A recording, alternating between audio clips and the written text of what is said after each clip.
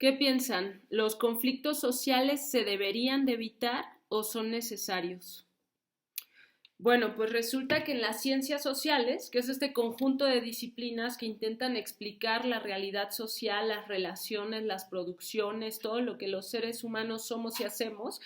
hay dos grandes paradigmas. El que implica pensar el conflicto social como un horror y algo que se tendría que evitar, porque la sociedad, como la vemos, como existe, está bien, es correcta, es justa y se tendría que mantener así, y todo conflicto parece atentar contra eso, contra esa estabilidad, y la perspectiva conflictivista, que plantea que el conflicto es parte estructural de las sociedades y el conflicto es bien importante porque es motor de cambio. Y como las personas y los grupos tenemos contradicciones, el conflicto vendría a ser una parte natural del desarrollo de las sociedades y de sus comunidades.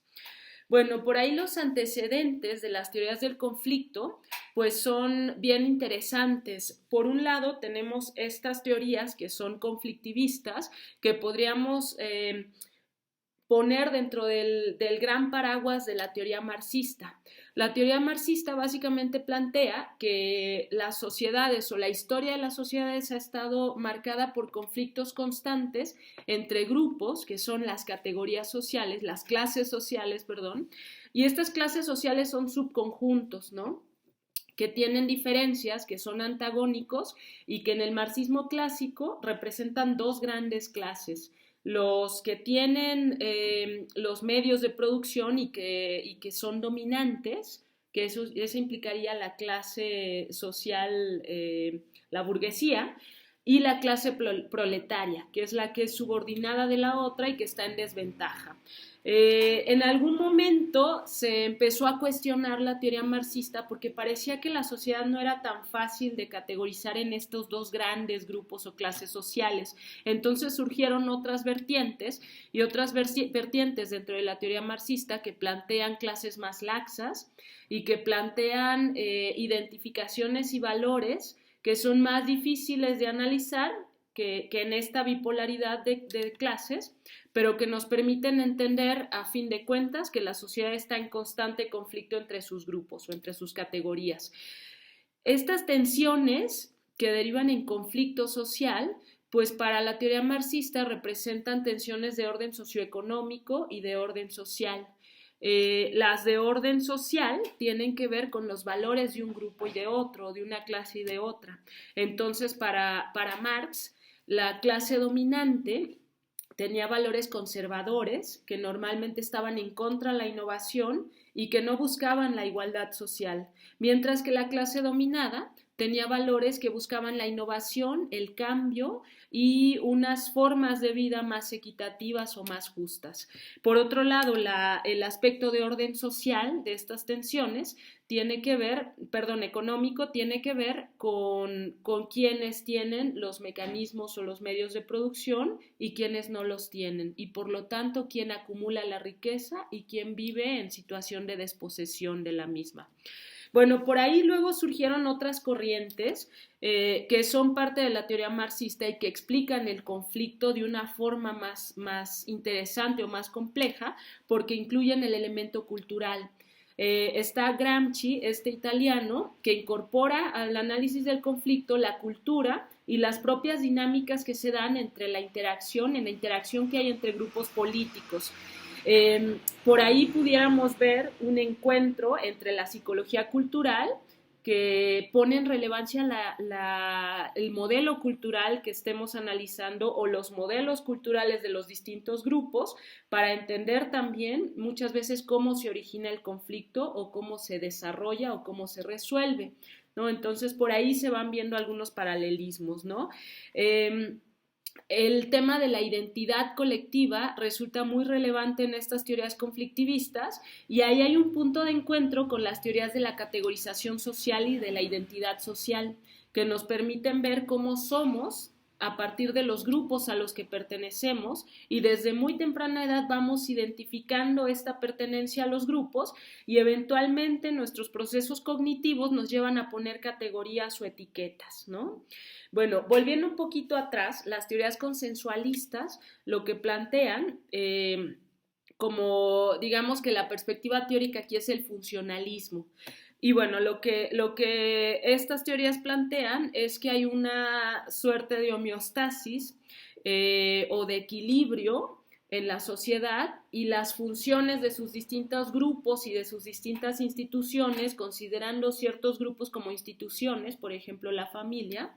eh, pues estas funciones son muy claras y son muy clave y entonces hay un equilibrio y el conflicto se considera como algo anómalo o como algo que no debería de existir y que hay que evitar, ¿no? Y que no nos ayuda. Entonces, bueno, en el marco del funcionalismo, pues están estas funciones de las instituciones, por ejemplo, las instituciones educativas sirven para pautar, para dirigir cómo tiene que desarrollarse la gente, en qué canales, ¿no? De qué forma. Las instituciones jurídicas o de justicia tienen la función de integrar a los colectivos, a los grupos y a la sociedad en su conjunto, ¿no? Que nadie se desvíe hacia otras formas de ser o perspectivas. Las instituciones económicas tendrían la función de adaptar a un contexto más macro en el que se vive y las instituciones políticas tienen la función del logro de metas, del avance hacia ciertos puntos a los que la sociedad supuestamente tendría que llegar. Entonces, bueno, una teoría que nos permite ver cómo se genera explicación del mundo desde el funcionalismo es la teoría de la mano invisible o la hipótesis de la mano invisible, que en economía fue muy importante porque la segunda mitad del siglo pasado se consideró como una verdad. La mano invisible básicamente apuntaba a que las sociedades que eran desiguales o que son desiguales, cuando fomentan la riqueza que se da en ciertos grupos o cierto sector de las mismas, genera un derrame que eventualmente logra una igualdad, ¿no? Como mágica a partir del crecimiento de unos pocos. Muchos gobiernos sentaron las bases de sus políticas públicas en este tipo de ideas y el resultado es que décadas después se vio que la desigualdad económica y social creció desbordantemente. Entonces, bueno, por ahí luego se generan otras propuestas teóricas del funcionalismo relativista, donde sí hay cabida del conflicto social, porque se habla entonces de funciones latentes, que son funciones no reconocidas, no tan claras como estas funciones de las instituciones que les mencioné antes, sino funciones ambiguas un poco, que tienen que ver, por ejemplo, con ciertas dinámicas sociales, por ejemplo, algunos procesos de corrupción, donde justo para cumplir con un estándar, con una lógica de que debe haber democracia y todos deben participar, pues se generan mecanismos, pero al no haber no sé si la conciencia o la lógica de este funcionamiento profunda, pues se generan lógicas de corrupción. Por ejemplo, cuando se pretendió en ciertas sociedades dar voto a clases desfavorecidas, a grupos segregados, por ejemplo, y resultó que estos grupos vendían el voto y entonces se generaba una cosa como una mentira, ¿no? Entonces, estas funciones latentes, o sea, la corrupción ahí tenía una función latente de mantener un sistema, de mantener esta gran función de la sociedad o esta gran coherencia en la sociedad a raíz de estos mecanismos, ¿no? Las cuotas de género pudieran verse como algo así, que muchas veces resultan más bien como curitas o parches y se vuelven funciones que permiten decir hicimos bien las cosas cuando en realidad se está manteniendo el sistema de una forma que genera desigualdades o que perpetra estas desigualdades. Bueno, todo esto nos hace pensar que el conflicto social representa una paradoja, porque se puede ver como algo bien relevante que nos permite ir transformando la sociedad, pero también se puede ver el conflicto como algo que puede ocurrir o que debe ocurrir para vida de poder mantener un sistema que es desigual. Y ahí podemos recordar la teoría de la justificación del sistema, que nos dice que básicamente los distintos grupos favorecidos o desfavorecidos, en esa búsqueda de coherencia y en esa necesidad humana de estar bien siempre, de ser coherentes todo el tiempo, tendemos a justificar aquello que pareciera que no tiene una justificación, como la desigualdad social o la desigualdad de género, o la desigualdad entre ciertos grupos indígenas y otros grupos que no pertenecen a estos grupos indígenas. Bueno, pues todas estas teorías muchas veces apelan a bases económicas, tienen un sustrato económico, la categoría de clase tiene un sustrato económico, pero no todos los conflictos sociales tienen esa base económica o son económicos. Hay conflictos que tienen que ver también con lo simbólico o que tienen que ver con las identidades, y ahí es donde la psicología social juega un papel bien importante en explicar el conflicto social. Para las ciencias sociales hay un conjunto de teorías que son las teorías volcánicas, que en común lo que se dice que tienen es que hablan de una escalada de tensiones y el motivo y la experiencia de estas tensiones es diversa, ¿no? Por ahí hay teorías que nos hablan de cómo hay un umbral de las tensiones y de las como de todos estos elementos subjetivos internos que vive el ser humano o que viven los grupos como conjunto, que cuando se alcanza este umbral estalla el conflicto y se pueden dar procesos de conflicto violento, ¿no? Por ahí tenemos también como dos grandes perspectivas, las que abordan el conflicto realista y el conflicto simbólico dentro de la psicología social. Cuando se piensa en términos de conflicto realista, inmediatamente pensamos en Sheriff y la teoría del conflicto realista, que en los años 70 lo que planteó es que el conflicto se da entre grupos sociales, el conflicto social, cuando hay recursos que son altamente valorados y que son escasos y ambos grupos lo quieren, lo ostentan, ¿no? Entonces, básicamente explicó que a raíz de esa tensión por incompatibilidad de metas, por querer ambos grupos lograr algo, obtener algo que tiene que ver con recursos económicos, materiales, naturales, a partir de eso, de ese estallido de tensiones, de esa incompatibilidad de metas, se generan actitudes hostiles y se genera el prejuicio y se generan entonces comportamientos que pueden ser altamente agresivos o violentos entre los grupos. Una crítica que se hace a estas teorías es que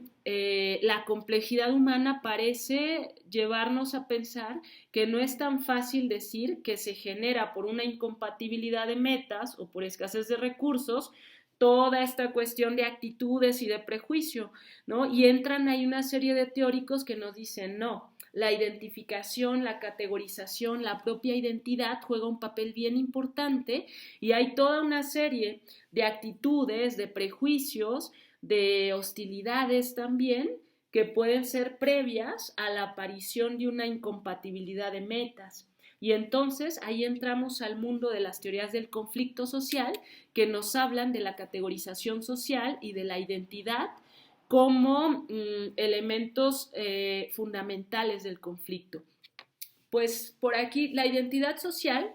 básicamente plantea que hay una necesidad humana de tener una valoración positiva de nosotros mismos. Nos plantea que el grupo es bien importante, que el grupo es muy importante, y ahí si recordamos la teoría de la autocategorización del yo, pues nos movemos constantemente los individuos y somos a partir de los grupos a los que pertenecemos. Y estos grupos pueden ser grupos pequeños, como algún grupo activista, como ser parte de una universidad, como ser parte de una familia, o pueden ser grupos macro, como la adscripción a movimientos sociales globales, las perspectivas de vida, por ejemplo, una perspectiva proambiental o vegana o feminista, y las nacionalidades, por ejemplo. Entonces, lo que nos dice la identidad social es, uno, buscamos constantemente tener una valoración positiva de nosotros. Dos, el grupo es muy importante y es parte de nuestra identidad y somos en tanto grupos a los que pertenecemos o en los que nos movemos. Y tres, Buscamos, por lo tanto, también una valoración positiva del grupo, una evaluación positiva del grupo y tendemos a tener un sesgo, a generar un sesgo endogrupal, es decir, a generar actitudes favorables hacia el propio grupo, y cuando vemos la diferenciación entre el grupo al que pertenecemos o los múltiples grupos y otros grupos a los que no pertenecemos, automáticamente pareciera que se activan mecanismos que tienen que ver con esta tendencia a valorarnos positivamente nosotros y valorar negativamente o generar prejuicios hacia los otros grupos. Entonces, básicamente, la teoría de la identidad social es un buen basamento para explicar el conflicto social, porque nos habla de cómo la pertenencia a ciertos grupos, el sesgo negativo hacia otros grupos y los procesos de comparación social que vamos haciendo a lo largo de nuestra vida en tanto grupos, también en tanto comunidades, pueden acrecentar el prejuicio, y este prejuicio puede darse de una forma tal que al llegar a cierto umbral estalla y genera comportamientos que pueden ser violentos o agresivos. Entonces ahí volvemos a esta perspectiva en ciencias sociales de las teorías volcánicas, donde se habla de cierto umbral de tensión que cuando se alcanza estallan los conflictos grupales. Bueno, por ahí también tenemos la teoría de la privación relativa, que habla de las frustraciones que se generan en este estallido al alcanzar el umbral, que tienen que ver con percibirnos como grupos desfavorecidos, ¿no? Entonces, las mujeres, por ejemplo, en la medida en que toman conciencia de la desigualdad que hay, que implica una diferencia de expectativas, yo quisiera tener esta realidad en mi mundo social, pero por el contrario los resultados son estos y parece que siempre tengo limitaciones, entonces eso genera frustraciones y eso genera resentimientos, ¿no? Que me hacen generar una actitud más conflictiva, ¿no? Y se generan estas tensiones de este grupo hacia el otro que eventualmente vienen de vuelta también como reacción y vivimos en una constante lucha. ¿Qué nos dicen las teorías del conflicto en general? Que depende la posición en la que estemos, que depende la condición en la que estemos y los recursos con los que contemos, va a ser mayor o menor nuestra actividad o nuestra reactividad frente a las desigualdades o frente a los problemas sociales que nos ponen en desventaja o en ventaja, ¿no? Entonces, por ejemplo, algo muy clave que han estudiado o que han visto los teóricos del conflicto es que las clases medias o los grupos que están medianamente favorecidos o los altamente favorecidos tienden a ser más conflictivos, tienden a generar o activar más mecanismos de activación o de resolución de los conflictos, probablemente porque tienen un montón de recursos me refiero a simbólicos, a analíticos, de seguridad de derechos, de ciertos derechos, por ejemplo, de conocimientos, de información, que ante el conflicto pues generan una seguridad o posibilitan cierto análisis de las desigualdades o de las circunstancias sociales. La diferencia es que depende el grado de ventaja que tengamos, ahí recordemos la teoría de la justificación del sistema, tendemos a generar o activar otros mecanismos psicológicos que nos motivan a la acción o no, ¿no? Y entonces algunos grupos generan a partir de estos conflictos o de esta percepción, de esta emoción negativa, ¿no? Derivada de percibir desigualdades, se activan, se organizan y generan cambios sociales, y otros grupos no, otros grupos justifican su ventaja y se quedan ahí. Por otro lado, lo que nos ha enseñado la teoría del conflicto, las teorías del conflicto, es que ciertos grupos que son los más vulnerados normalmente son más vulnerados incluso en su capacidad de reaccionar frente a la desigualdad y de estallar a raíz del conflicto. Pero cuando estos grupos son muy vulnerados, digamos los grupos más vulnerados dentro de los vulnerados, también pareciera ser que ahí es donde se gestan más estas acciones, porque cuando no tienes nada que perder,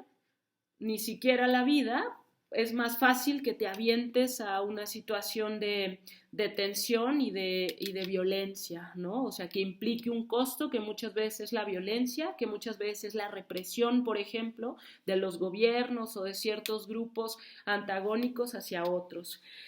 Bueno, ¿qué es muy importante en términos de conflicto? Pues que pensemos de qué nos sirve entender el conflicto, ¿no? ¿Para qué nos sirve? Puede servirnos por una necesidad de conocimiento, pero puede servirnos también para pensar en estrategias de solución del conflicto o de encauzamiento de este conflicto para un desarrollo comunitario o local. Yo les invitaría a pensar